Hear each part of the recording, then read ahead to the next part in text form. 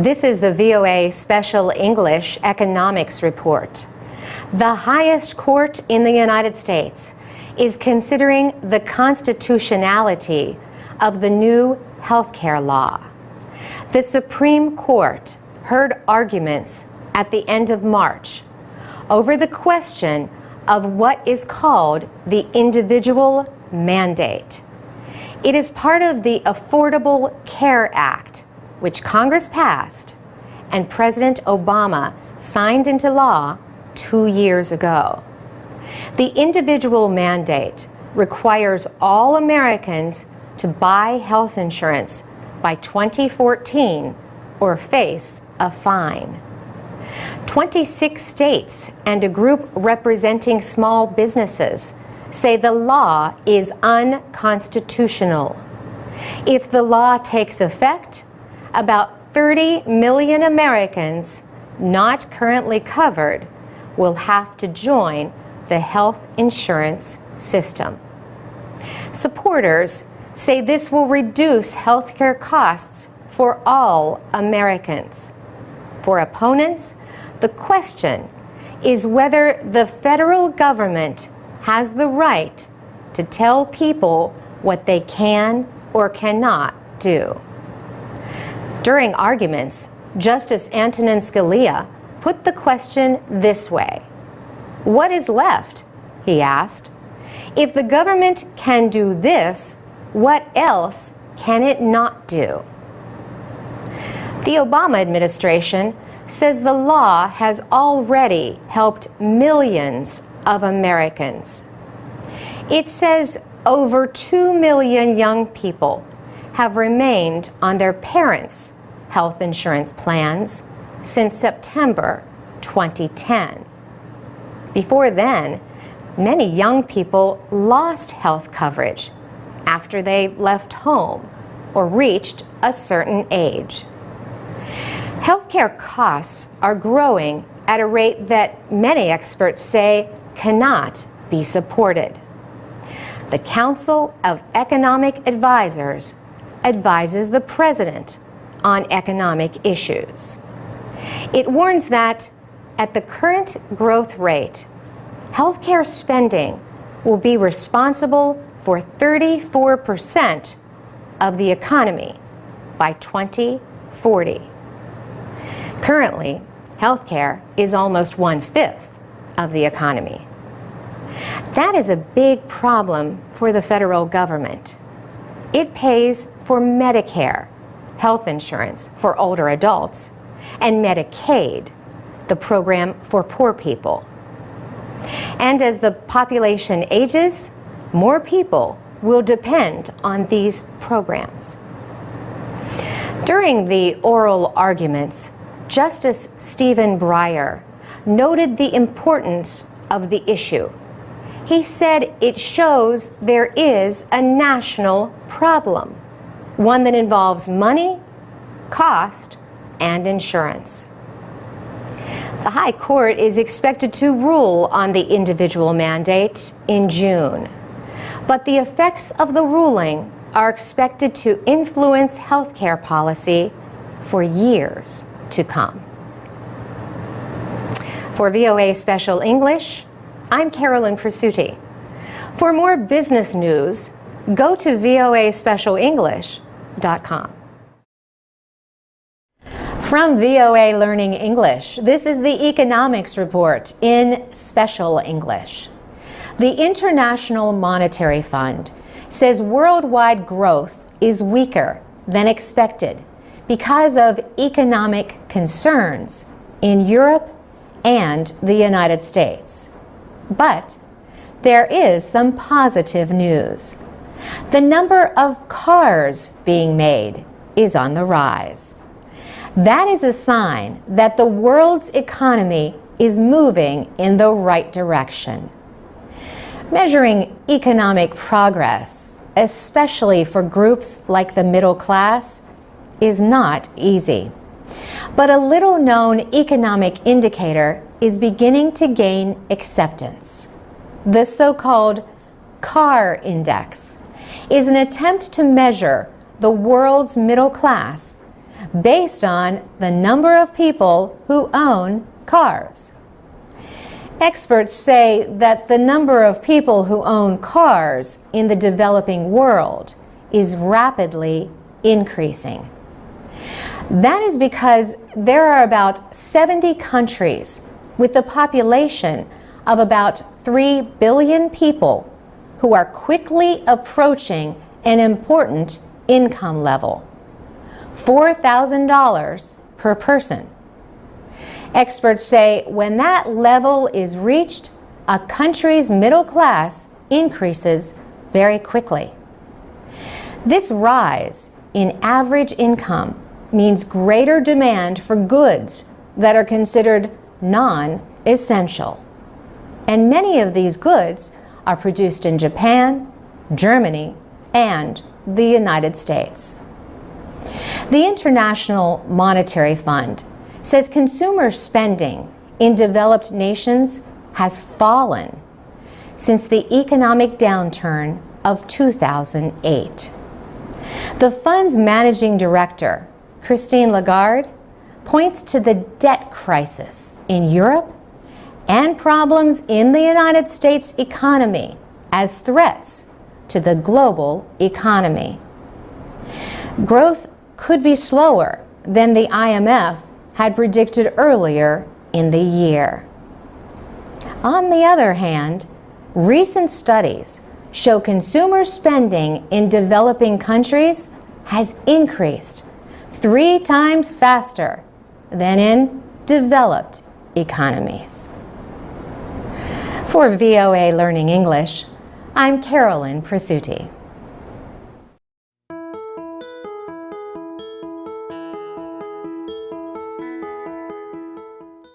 From VOA Learning English, this is the Economics Report.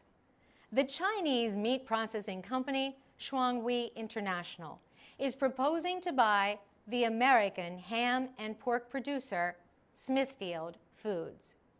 It would be the biggest purchase of an American company by a Chinese buyer. Ham and pork are the meat of pigs. Virginia ham is famous around the world. The town of Smithfield, Virginia, where the company started, calls itself the ham capital of the world. Larry Sancher is the sales manager for Smithfield Foods. He says the explorer Marco Polo brought a basis for curing ham to Italy from China. He says this kind of cured ham turned out to be the prosciutto that we know today. Later, settlers brought the formula for making prosciutto with them to the United States. He says the main reason Smithfield became the center of ham processing was because local Native Americans had methods for producing salt from nearby ocean water. Virginia Wade manages a store that specializes in ham made in Smithfield. She says the ham is aged at least 6 months in salt. She says the uncooked hams are similar to ham in China. Before Smithfield Foods can be sold to the Chinese company, the purchase must be approved by the American government and by Smithfield Foods stockholders. There have been concerns in the past about some Chinese companies doing business in the United States. But Gary Hofbauer expects the Committee on Foreign Investment in the United States to approve this purchase. He is with the Peterson Institute for International Economics in Washington. Mr. Hofbauer believes the Chinese company is buying the world's good opinion of Smithfield Foods, including the quality and safety of its products. For VOA Learning English, I'm Carolyn Prasuti.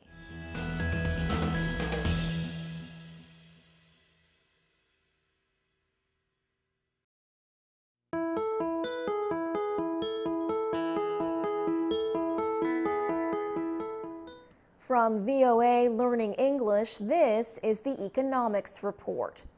A new report says China's demand for food imports will sharply rise in the next 10 years.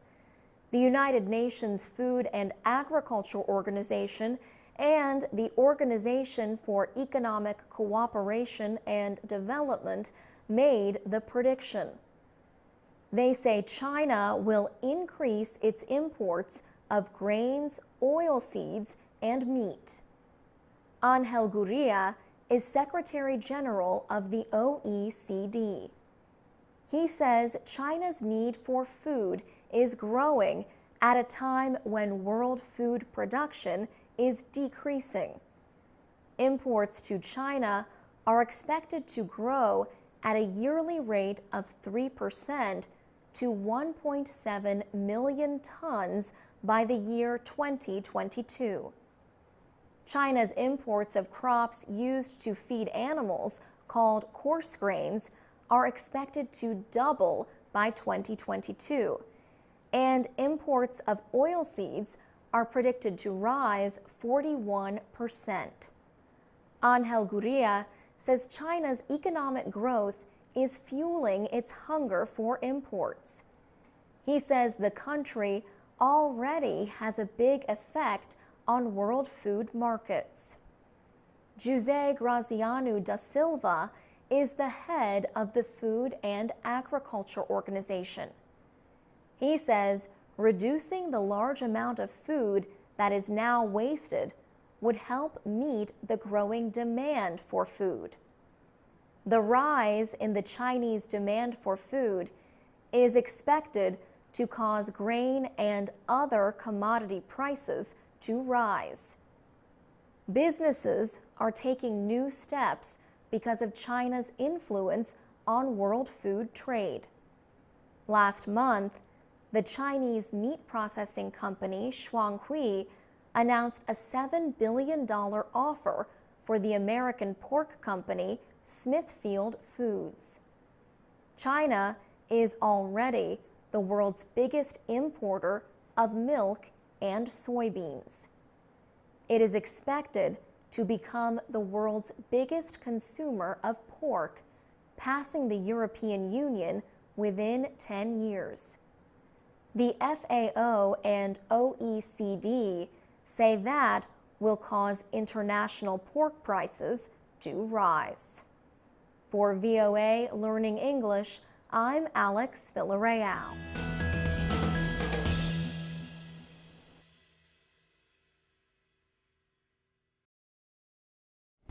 I'm Alex Villarreal with the VOA Special English Economics Report.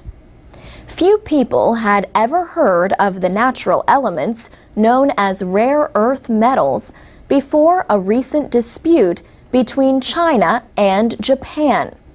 Yet these metals are used in devices like smartphones, flat-screen televisions, hybrid car batteries, MP3 players, and military equipment.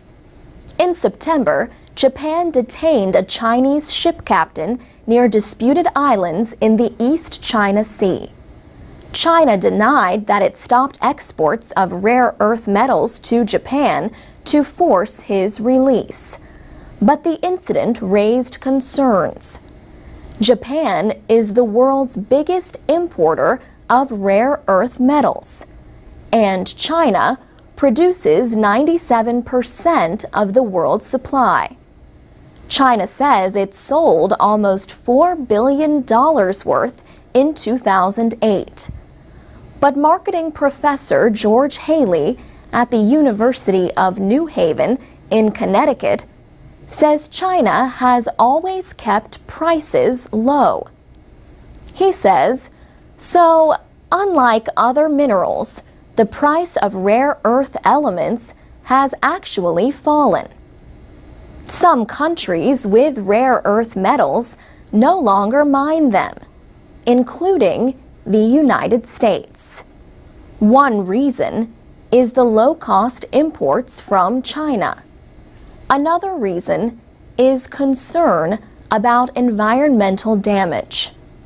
So, what are these rare earth metals? Well, most of them are not rare. That is just their name. Several are more common than copper, lead, or silver. People who remember the periodic table of the elements from chemistry class might recognize them. Rare earths include the 15 lanthanide metals along with yttrium and scandium. Samuel Bader, a physicist at the Argonne National Laboratory near Chicago, says rare earths are often found together. But Mr. Bader explains that the same properties that make them hard to refine also make them valuable. He says rare earth metals provide the world's strongest commercial magnets. This is why they're important. It's that simple. Rare earth magnets are lightweight and unaffected by conditions like high temperatures. So they work well in places like electric motors in hybrid vehicles or generators for wind turbines. Physicists use super powerful magnets to speed particles and control radiation, like X-rays.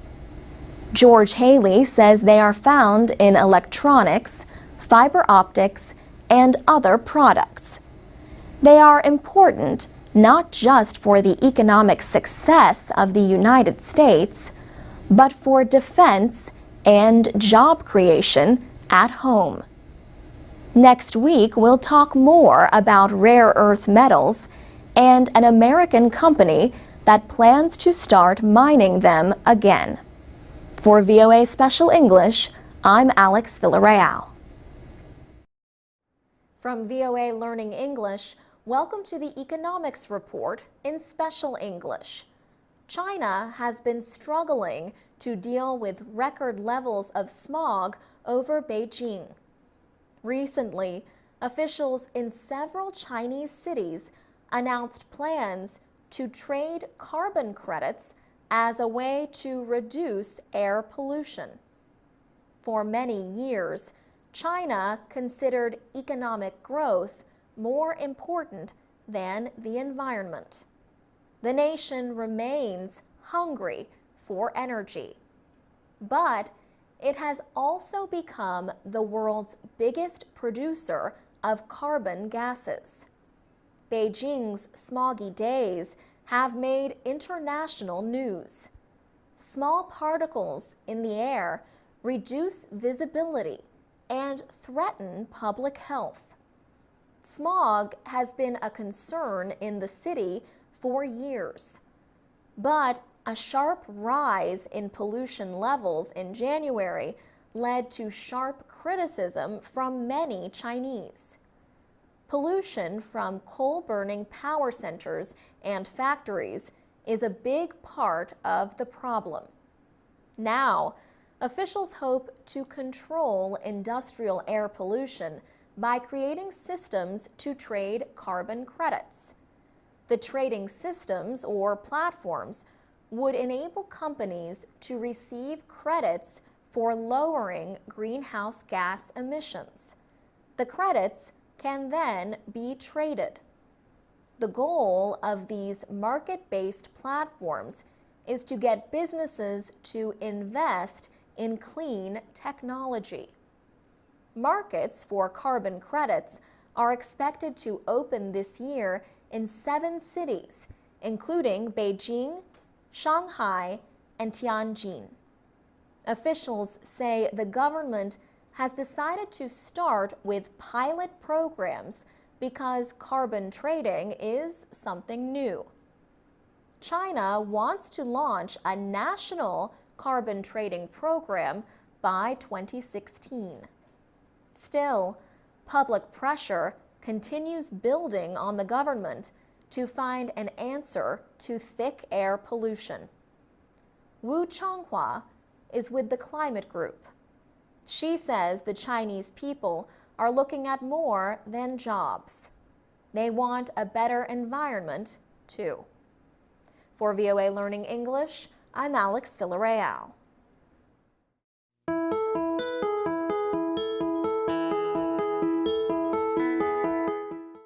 From VOA Learning English, this is the Economics Report.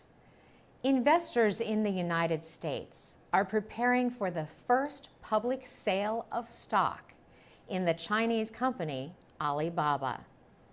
The company sells goods by linking buyers and sellers in the huge Chinese online market.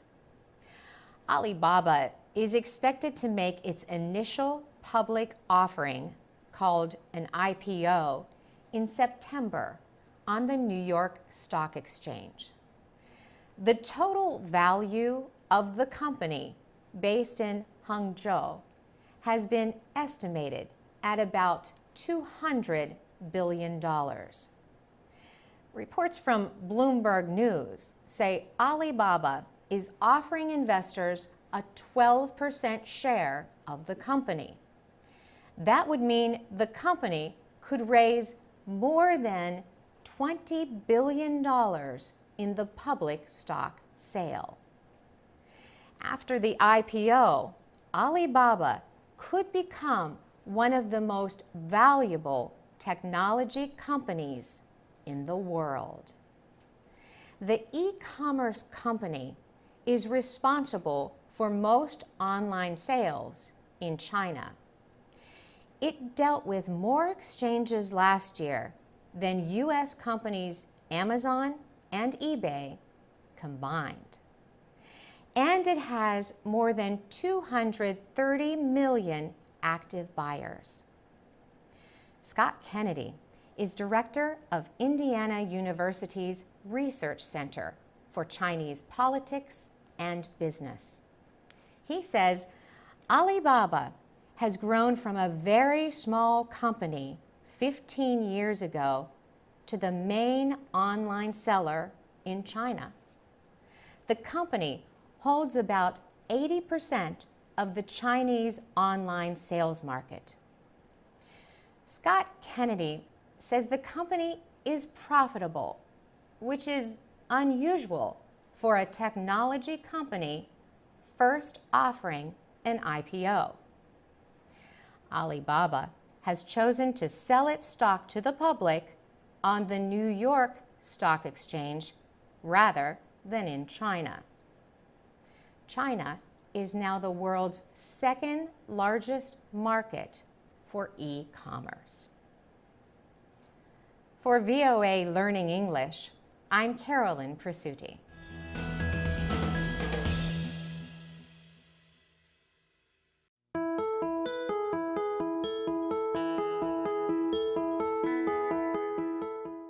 From VOA Learning English, this is the Economics Report. Recent Chinese trade information shows that China's exports to North Korea decreased by more than 13% during the first 6 months of 2013. This is the first time in 4 years that exports have fallen. Exports decreased by about $1.6 billion from January to June, compared to the same period last year. The last time exports from China to North Korea dropped was in 2009, during the world financial crisis. This year, there was a large decrease in shipments of unprocessed oil to North Korea. Lu Chao studies at the Liaoning Academy of Social Sciences. He says China is the biggest oil provider to North Korea. He said last year, China exported 500,000 tons of oil to the country. Mr. Lu says China placed trade restrictions on North Korea this year after its third nuclear test. He says the Chinese government made the decision based on a United Nations Security Council resolution. North Korea's decision to carry out its third nuclear test earlier this year has affected ties between the two countries. Following the test, Chinese students called on the government to completely cut ties with North Korea. Chinese officials have condemned the test. They have called for the continuation of six-nation talks aimed at ending the country's nuclear weapons programs. In May, the government-operated People's Bank of China announced it was no longer doing business with North Korea's Foreign Trade Bank. Recently, officials from the United States and South Korea met. They announced their plan to continue placing restrictions on North Korea and to seek more assistance from China in the process. For VOA Learning English, I'm Alex Villarreal.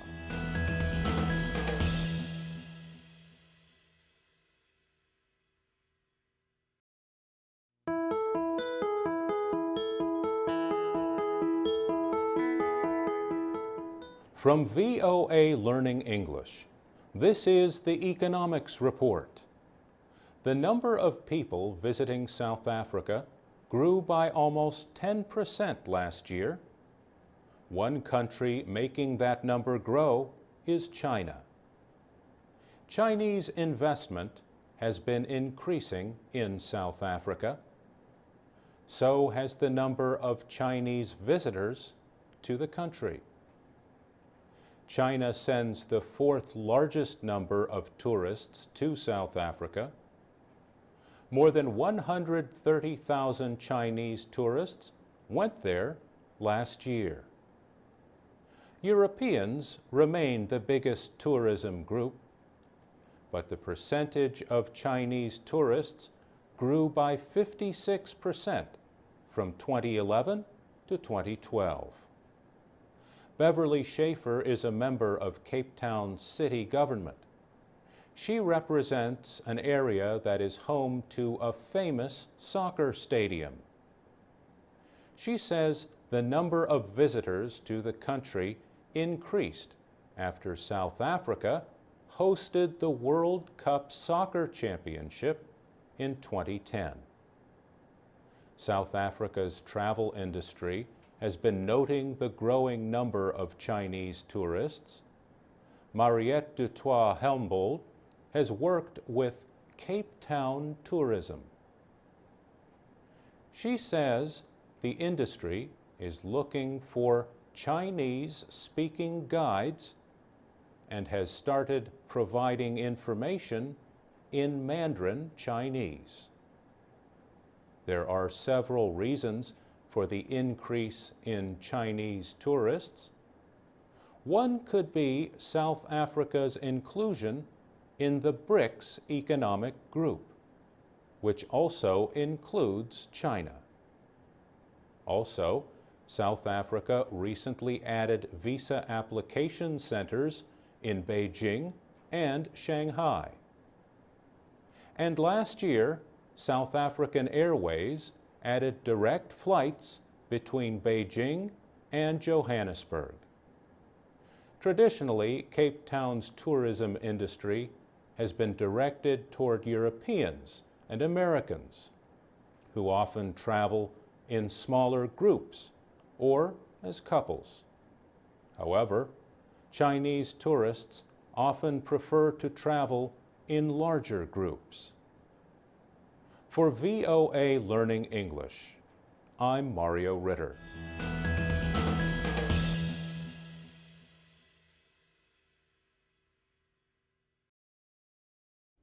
This is the VOA Special English Economics Report.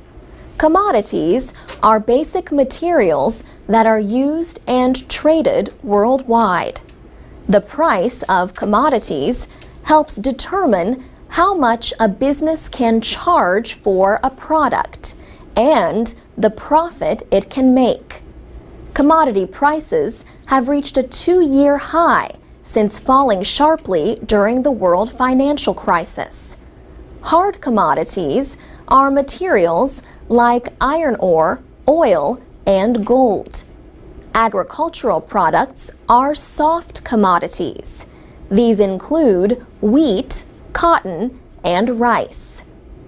Economic measures show the world economy is recovering unevenly. China and India, for example, have reported strong growth in manufacturing. Developed nations have had slower growth. John James is a business professor at Pace University in New York State. He says demand in developing economies can push up prices for commodities like oil and iron ore used for making steel. But, he says, changing currency values can also influence prices. He says the increase in the price of commodities is a reflection of the instability of both the euro and the dollar. The best example of that is gold. Gold prices have reached record levels in recent months. That means gold dealers must pay more for the commodity now than they did only a year ago. That affects current prices. Not surprisingly, manufacturers want some control over the prices they pay for commodities. Futures contracts are agreements between a buyer and a seller to exchange something at a set price at some time in the future. These contracts let buyers lock in a price for basic materials. But some traders in futures markets only want to make a profit. They buy or sell contracts depending on the direction they believe prices will go. These speculators get blamed when prices rise or fall too quickly. The United States, Germany, and France are looking into ways to limit this kind of trading. Some experts say exporting commodities is not a good path to long-term economic growth. The United Nations recently reported that the least developed countries must change their economies to provide good incomes for their citizens. Supachai Panichpakdi leads the UN development group UNCTAD. He says the least developed countries need to cut dependence on commodities and manufacture products for export. He says only this will let them gain from world trade. For VOA Special English, I'm Alex Villarreal.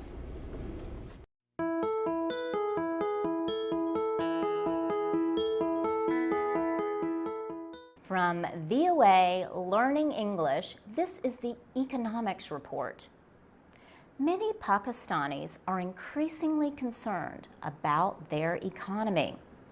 Safar Saeed directs an occupational training center in Islamabad, the capital. For the past 10 years, the center has trained thousands of people for work in an increasingly difficult economy.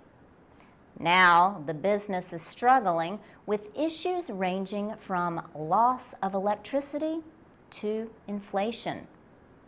Safar Saeed blames the government for the situation. He says his organization has suffered big financial losses in the last 5 years. One of the reasons is long power outages. Another reason is that inflation makes it hard for people to pay his fees, so they can learn skills that lead to income. Other people share his opinion. Street protests against power outages are common in Pakistan. Some outages can now last an entire day. Ashfaq Hassan Khan is a professor at the Nust Business School in Islamabad. He says there has been too little political will to fix the national tax system. Less than 1% of Pakistan's 180 million people pay income taxes. About 70% of federal lawmakers did not complete any income tax documents last year. As Professor Khan notes, that makes it more difficult to ask major donors to the country for help. He says other nations question why they should provide Pakistan with aid when Pakistan does not tax its own wealthy citizens. 60% of the Pakistani population is under the age of 25. Opinion surveys show that young people are most concerned about economic problems and corruption. For VOA Learning English, I'm Laurel Bowman. You can watch more caption videos at the VOA Learning English website and the VOA Learning English channel on YouTube.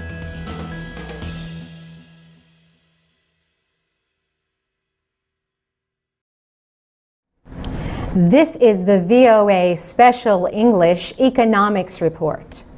About 350,000 newly unemployed people signed up for financial assistance in the United States during the first week of July. The nation's jobless rate was 8.2% in both May and June. Some employers say they would add employees if they could find workers with important technology skills. Some experts say better communication and technology could reduce this skills gap. Angel Guria is head of the Organization for Economic Cooperation and Development. He says even some well-educated people are having trouble finding work around the world. He says it is a tragedy that there are unemployed graduates while employers cannot find people with the skills they need. OECD officials say more than 44 million people are unemployed in the 34 wealthiest nations belonging to the organization. In the United States alone, nearly 13 million people are unemployed, but the country also has more than 3.6 million unfilled jobs. Experts say some positions are unfilled because those seeking work lack high technology skills. A company called Monster Worldwide is using some new technology it says can help solve that problem. Company official Earl Renison says computer programs called semantic search are able to process huge amounts of information. That includes millions of resumes to help connect skilled people with open jobs.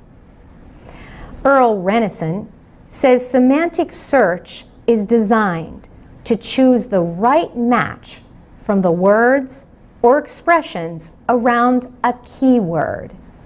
He says this helps it get the right match, even if a job posting, resume, or other documents use different words to express the same idea.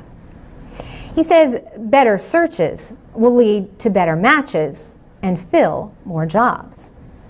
Rich Milgram is head of a recruitment company called Beyond.com.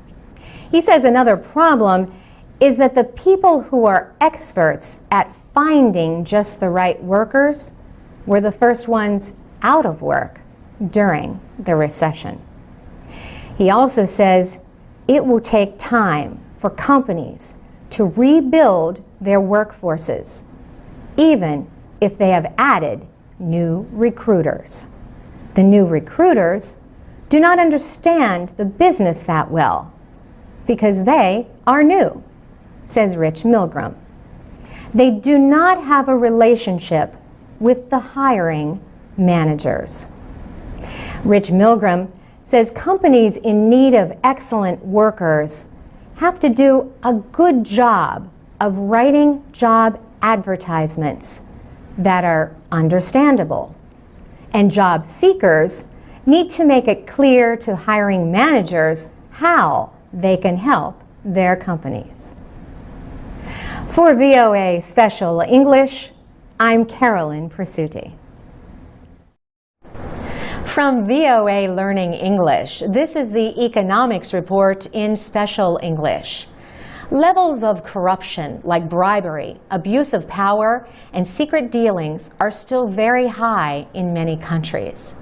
Transparency International has released its yearly Corruption Perceptions Index.